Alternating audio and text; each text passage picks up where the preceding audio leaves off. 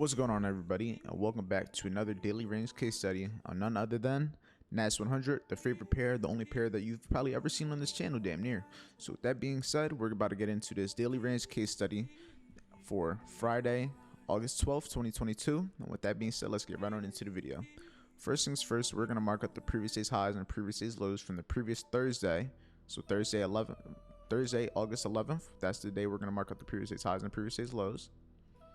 After we get these previous day high and low, we're going to get the 12 a.m. open from Friday, which is going to be right here. We're also going to get the Asian session range, so from 18 o'clock all the way to 000, which is 7 all the way to midnight, New York time. Now we have this 3-point outline that I always like to see. Now once we have this 3-point outline, we can start to identify areas and price that are going to be important, such as this high, this low, this low, this low. Now, even though this looks like a trending day, in which it was, there's still going to be a few things in here that you could take advantage of. So for example, this low right here, why is this low going to be important? So for example, this low is going to be important because this is our low of the day that was created at 3:30 in the morning. So low of the day at 3:30 a.m., meaning this was a London session move. We were also below the 12 a.m. open,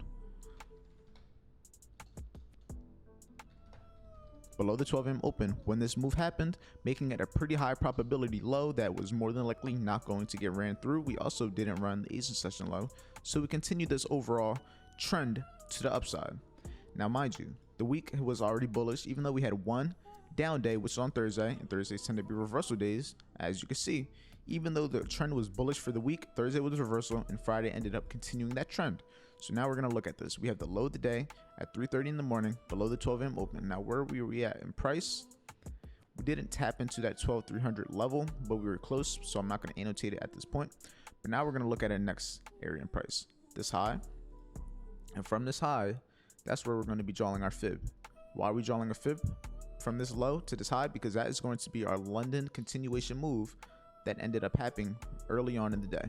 So at about 7 a.m.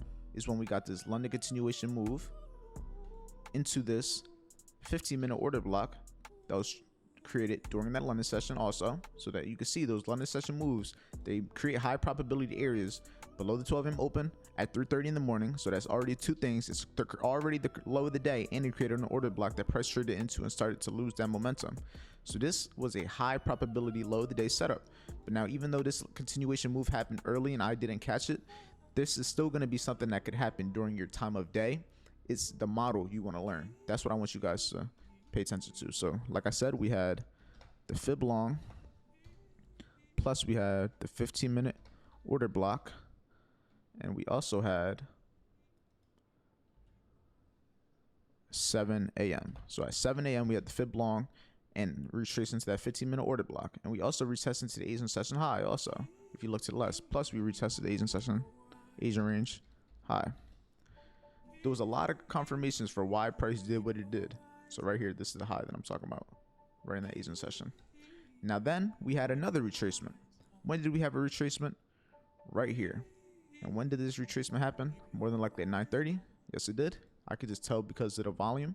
So what I'm going to do again is I'm going to be drawing a fib from the low of the day all the way to this high up here.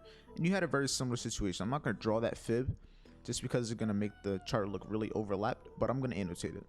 So we had the fib long at 9:30 a.m. right there. And did we trade into any big levels? It was right here at that 13,400 level where price started to kind of lose that momentum and had that retracement. So right there, came into it, had the retracement back into this range before pushing back up at 9:30. And then we ended up coming all the way to this high, creating the high of the day after clearing the previous day's high. And then we closed at 16:30, which is about 6:30, I'm pretty sure. Nah, 6 is about 4. So I'm gonna say, no, yeah, 4.